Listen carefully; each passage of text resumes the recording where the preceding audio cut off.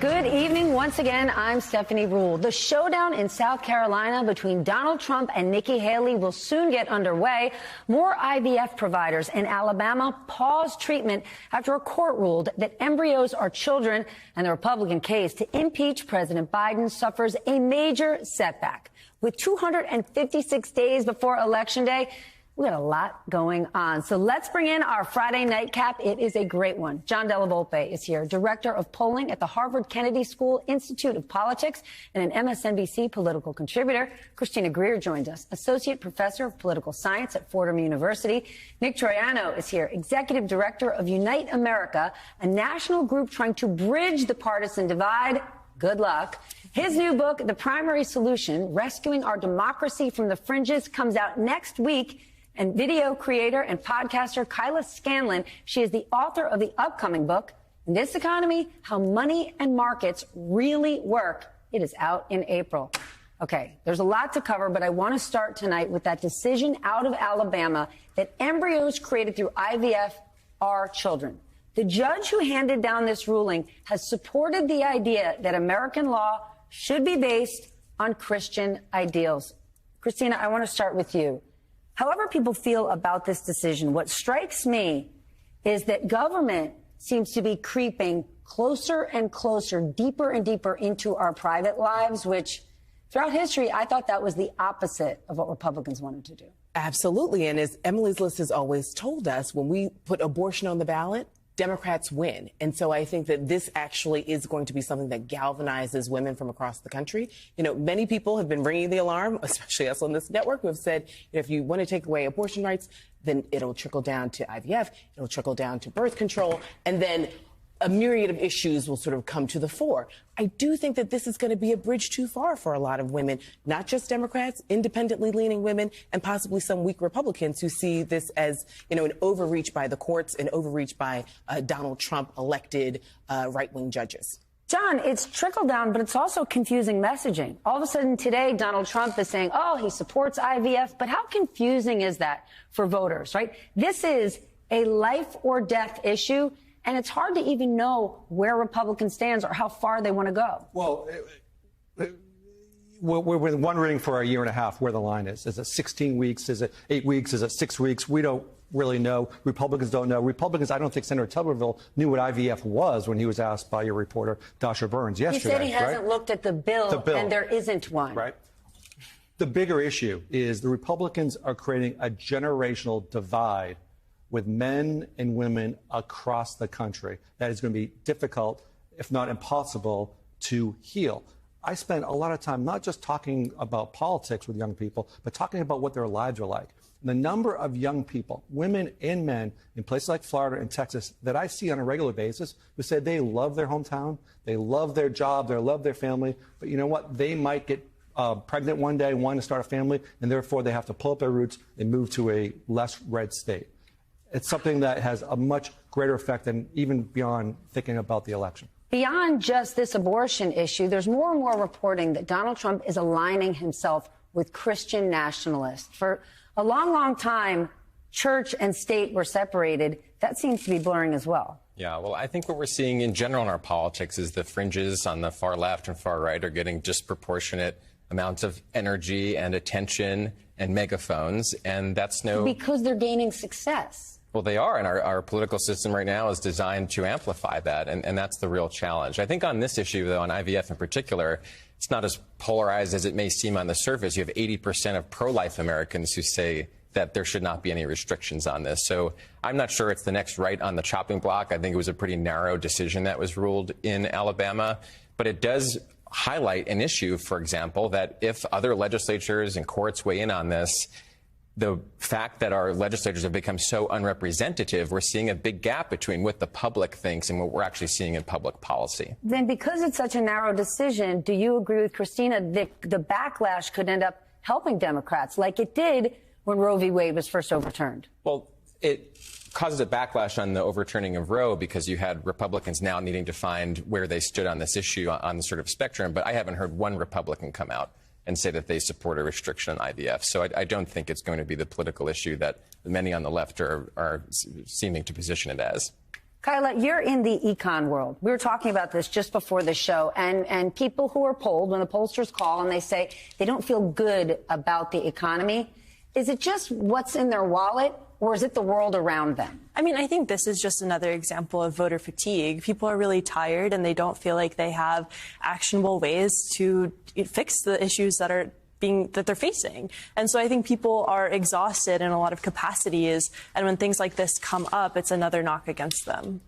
John, tomorrow, South Carolina, right? It's this big Nikki Haley, Donald Trump showdown. It's her home state. He's so far ahead in the polls. What are you looking out for? I'm looking out to see if she breaks a third in her home state. That's what I'm looking out for, right? If she can get to 40% in her home state, that's arguably a big win for her. But of course, she's not in this to win South Carolina. She's not in this to win on Super Tuesday. She's in this. We're in New York City. We're thinking about Broadway. I'm thinking about she's the understudy, right, to the main character. And sometimes that understudy, twists an ankle or has laryngitis, perhaps goes to jail, right? And that's what she's around for, right? Do you agree? Whenever my students are confused on an exam, I always tell them, start with money and then work your way backwards, right? She wouldn't be in it if donors weren't still allowing her to be in it. And they sure are. They're excited about her. Want to support her because they don't know if Donald Trump is going to prison. They don't know of these 91 counts against him if something will catch in one of the 4 jurisdictions that he's facing. So I don't think that she'll do very well tomorrow, but I'm actually looking at demographics. Republican women tend not to vote for women. So does she sort of break into this gender gap that we sometimes talk about in political science? Are younger people more interested in her? Are people of color who are in the Republican Party, are they interested in Nikki Haley? So I want to sort of sift through the demographics of the small percentage of voters that'll actually turn out for her. When you look at all that donor money backing Nikki Haley and all the money going to groups like No Labels, what does that tell you about where lots of donor dollars are, who those people are and what they want? Because let's be clear, neither No Labels nor Nikki Haley have a clear path at this point. I think to a large degree it's responsive of this moment, which is that 2/3 of Americans don't want to see a Biden and Trump rematch. And so donors are trying to figure out what are ways to create more competition in the system. Is it within the Republican Party? Is it outside of both political parties? And I think that's important because we should have choices. We're trying to choose the leader of the free world. Why should this be 2 octogenarian candidates that are competing to be the next president? We should have a much more of a flavor of choice in our democracy. In theory, but isn't the issue, right? I'm sure your students talk about this all the time, but that's not how our system is designed. And they're not happy with it, by the way, right? They're not happy with it. So when I'm out beyond our campus and talk to young people, they're talking about the constraints they find in this 2-party system and how they don't feel like that's emblematic of the kind of democracy that we all deserve. So that's something, and that's the reason that we see, independent candidates and conspiracy theorists, pulling double digits among younger people and among older people as well. What do you think?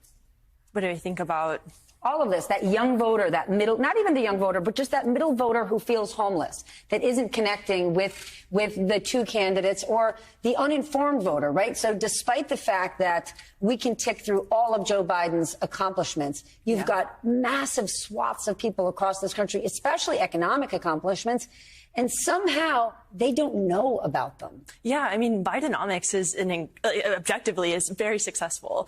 But when you tell people that Biden has created a good economy, they're like, no way.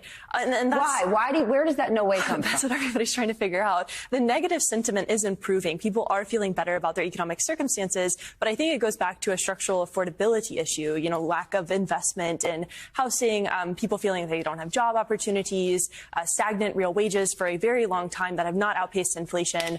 And so people are dealing with all this. Groceries are damn expensive. Well, food is now a higher percentage of income, right? Like everything is very expensive. Inflation has been a pressure cooker for the past several years.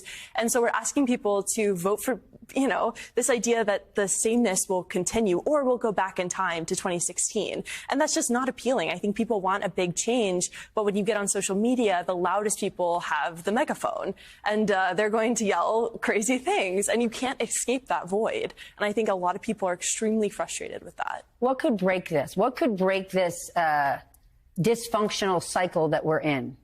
Letting people vote. I mean, the interesting thing about South Carolina is that it has an open primary. So if you're a Democrat, Republican, or Independent, you can actually participate. And in 22 states this year, 24 million independents are going to be locked out of that system. So if we want more choice and competition representing more Americans, let's give more Americans the actual right to participate in these taxpayer-funded elections. Agreed, but we know that elected officials do not want people to participate freely and easily, right? It's sort of that old Chicago adage. It's like, I don't want nobody who nobody sent. It's like, who sent you? Where it's like, you know, if you're an elected official, your job is to get reelected. And when you start having new people come in, or these sort of unknown factors, sometimes it's young people, sometimes it's people of color, they don't have control as to how they would vote. So they're not always eager to make voting easy and accessible. I mean, New York has been very slow to the game. We're just now introducing early voting. We're just now making it sort of easier to have an absentee ballot. For many years, we were on the low end of the scale when it came to partisanship. And it's not just voter apathy, it's also voter fatigue. We ask people to turn out a lot. Now, granted, it's their own democracy, but, you know, this year we'll vote at least twice in New York, at least twice next year, at least twice in 2026 for our governor's race. Next year will be our municipal races. We'll take possibly a quick break in 2027, and then we'll go back to 3 more years of possibly voting twice a year. And we could spend hours waiting in line to do it in an old, antiquated voting machine. That's right. When I think about this conversation, I think about misinformation, disinformation, but the lack of information to real voters. Right? But why is that? We have more information outlets than we ever have before, yet people seem to be uninformed. I think there's issues from the bottom up as well as the top down. One of the best kept secrets in America today, I think, is the fact that $137 billion of student loan relief, $137 billion, right? 4 million Americans. This is after the Supreme Court struck down Biden's plan. Very, very few people know about this. I want to go deeper on young voters. They matter. People for whom this might be their first or second time voting for president. Recent polling from Axios found that they're disillusioned about the election and their future. John, this is your jam. I know we talked about it at a top line, but dig deep. What is it specifically that have young people so nonplussed? Or is it that we're still 9 months away, that they will potentially be getting revved up come September, October? I think there's certainly potential in that, but I'm concerned. I'm concerned. Tell us. And when I look at where young people are today relative to this point in the last cycle, without a question, across the board, they tell us they're less likely to vote because they're less likely to see the difference that government can make. Mind you, this is coming off of 2 historic levels of participation among young people. And without these young people between the ages of 18 and 29, Stephanie, Donald Trump would have been reelected as president. Young people voted overwhelmingly for Biden by 20 points in those 5 key battleground states, and older Americans overwhelmingly supported Donald Trump. It's a different country today because of young people, but they're not understanding what I think has been the most pro-youth agenda in certainly my lifetime. That's kind of my point. Like, we can put democracies on the ballot over here, but let's just get to things that got done, right, in the last week. The American Rescue Plan, the bipartisan infrastructure bill, the Inflation Reduction Act, the CHIPS Act. You talked about it before, all the student debt that has been forgiven. Why are so many, especially young people, saying nothing's changed for me? Well, listen, those are acronyms, okay? Those are acronyms, and maybe that's part of the reason why. I don't know, right? But young people told me several years ago that they want to vote for 3 things, okay? They want to vote for climate, to reduce gun violence, and for student loans. We've had the largest investment in climate in the history of America and the world. We had the first bipartisan gun violence prevention act in 2 generations, right? Increased background checks, red flag alert laws, et cetera. And we talked about the 137 with a B billion dollars in student debt. I think the president has done his job. His wisdom, his experience has done this. Now we need to like figure out what we need to do collectively to share the story of government working for young people. Yeah, policy is important, but I think representation matters a lot. And we're living in a gerontocracy. You know, Congress looks like a retirement home. I think if you want young people to participate in politics, we need to have pathways for young people to actually run, serve, and lead. And right now, I think the incumbency advantage in our political system is getting worse with every year, and young people feel so disconnected from the political class today. And my other big concern is that if you ask young people how essential they feel democracy is, you only get about 30%, which is half the rate of the greatest generation, right? This American experiment is not sustainable unless young people are bought into our democracy. We need to be thinking about civics learning, national service, other things than just turning out the vote for a particular candidate in one election. But is that it? Is that it? Like, hey, boys and girls, do you not understand what not having a democracy means? Right? We talk about the economy. You don't have free markets in an autocracy. Right. And I mean, they're disconnected from, say, our grandparents' generation. So, I mean, to your point, I really do think, having sort of, AmeriCorps was a bigger thing, say 20 years ago than it is now. Really getting students and young people invested into the country. I also think we're missing one piece.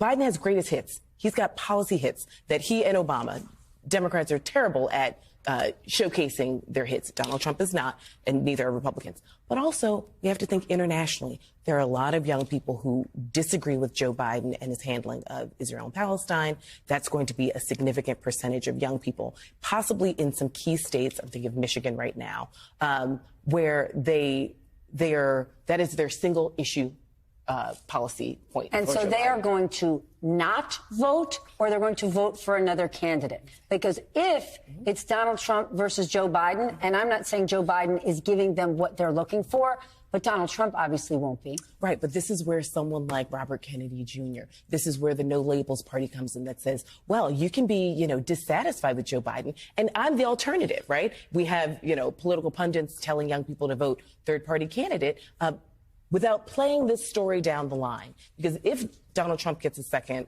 term, he's already told us he wants to be a dictator. He's already told us that he believes in a white Christian nationalist agenda. He's already told us what he wants to do. And this time he won't have stopgaps like he did the first time around. So it's hard to get 18-year-olds to sort of sometimes see how far the train can go off the tracks because they're really passionate about a particular issue, even with the greatest hits that John's laid out.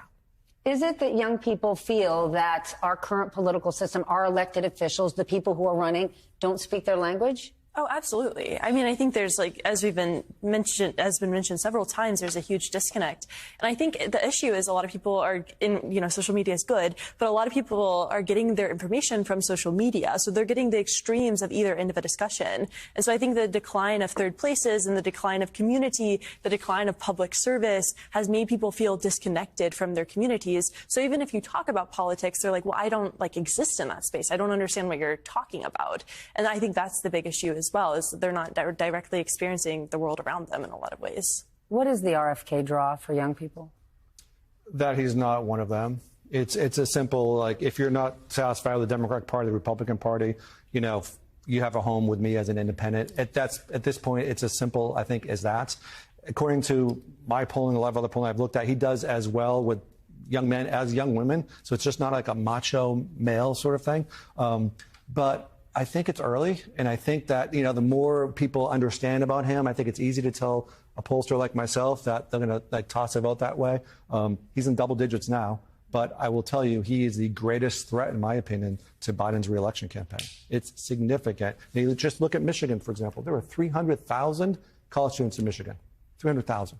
Well, none of you have brought up a point that a Fox commentator did this week, who said that young voters are going to get really excited about these Donald Trump gold sneakers, that these gold sneakers with a big T emblazoned on them, that is going to get people to walk on down to the polls, specifically young black voters. On what planet does that make sense? I mean, Republicans constantly say the quiet part loud, right? And they have let African Americans know how they really think about them as voters and as human beings. I mean, I'm also just confused. Can the shoes actually stay on the market because they have a red bottom? And we know that Christian Louboutin is a little litigious when it comes to red bottoms. So it's like, Donald Trump, think through this. Do you want another lawsuit? I mean, you've got enough. But I think, the fact that Republicans are saying, well, black boys will love them because they're sneakers. That's it. That's your policy position. But Donald Trump's running out of things to shill, right? We've had water, we've had steaks, we've had ties, we've had universities. But then why don't I hear from the Charlemagne the God or the Killer Mikes out there saying, hold on? Because they need to read a book and or talk to a political scientist, right? These are people who have platforms, massive platforms. And huge influence over young people. Massive influence over not just young people, but black men in particular, right? And they are the ones who are parroting Russian propaganda, things that you can find easily on Facebook, sort of saying, well, neither one does anything, so, I don't know, if you want to stay home, that's up to you. They refuse to lay out how far this train can go off the track, right? How far Donald Trump can take us away from democratic ideals. This country is not perfect. Every black person knows that, right? But incrementally, we have to actually work towards the ideals. We can't have people consistently telling young people, well, if you sit this one out, I don't think it'll make a difference because, Joe Biden hasn't done anything for your community. Absolutely not. I mean, we know that African Americans are most susceptible to environmental racism. We know that having debt relief for people who have gone to college, that actually closes the wealth gap, right? So African Americans can actually start to buy houses. I mean, the list goes on and on. So when you have people like Killer Mike and Charlamagne the God, I think they are actually real dangerous threats to democracy and participation for African Americans in particular. Getting rid of junk fees, lowering prescription drug prices, that helps everybody. Well, everyone here is staying put. When we come back, you know what time it is. MVPs of the week. Who had the biggest week? We're going to find out who our guests are celebrating when the 11th hour continues.